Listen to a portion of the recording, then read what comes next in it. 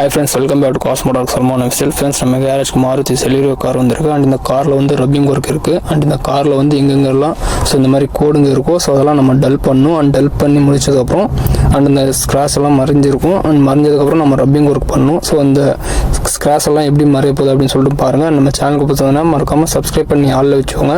And இதேமாதிரி நம்ம இந்த காரில் வந்து இந்த லைட் அங்கங்கே பெயிண்ட்டும் அடி வாங்கியிருக்கு. ஸோ அந்த கிளியர் கோட்டிங்கில் வந்து அடி வாங்கிருச்சு அப்படின்னா, ஸோ பெயிண்ட் டேமேஜ் ஆயிடுச்சு அப்படின்னா, ஸோ அது வந்து ரப்பிங் கோட்டிங்கில் போகாது. அண்ட் இந்த கிளியர் கோட்டிங்கில் வந்து அந்த கோடுங்க இருந்துச்சுன்னா மட்டும்தான் அது வந்து கிளியர் ஆகும். அண்ட் இப்போ நம்ம கேரேஜ் வந்து அண்ட் ரப்பிங் ஒர்க்காக இந்த கார் வந்திருக்கு. அண்ட் இருங்க இந்த கார் வந்து ஒர்க் நம்ம எப்படி பண்ணுறோம்னு சொல்லிட்டு பாருங்கள்.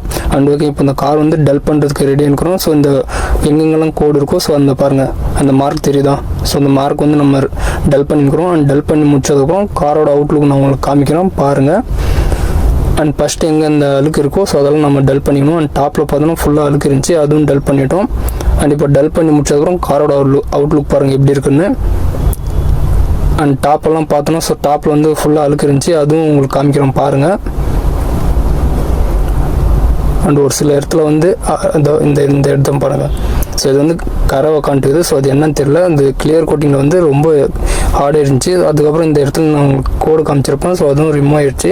அண்ட் இந்த ரிமூவ் ஆனது அப்படின்னா ஸோ இந்த கிளியர் கோட் இருக்கு இல்லையா? ஸோ இந்த கிளியர் கோட்டில் வந்து இந்த மாதிரி கரை இருந்துச்சுன்னா அது வந்து கிளியர் ஆகிடும்.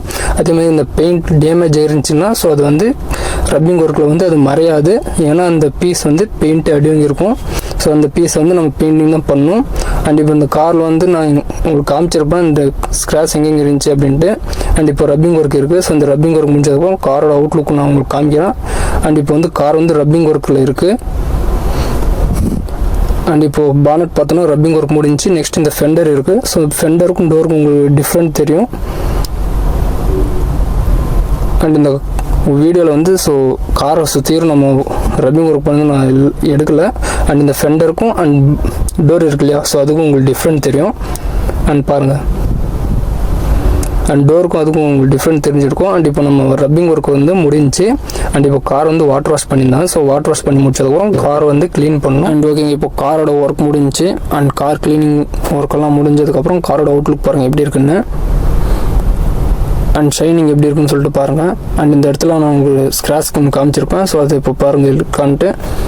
அண்ட் ஓகே, உங்களுக்கு எதாவது டவுட்னா மறக்காமல் நம்ம கமெண்ட்ஸில் கேளுங்க. அண்ட் டாப்பெல்லாம் காமிச்சிருப்பேன் அண்ட் எந்த அளவுக்கு அது அழுக்காக இருந்துச்சுன்னு. ஸோ இப்போ ரப்பிங் ஒர்க்கில் முடிஞ்சதுக்கப்புறம் அண்ட் காரோட அவுட்லுக் இதுதான்.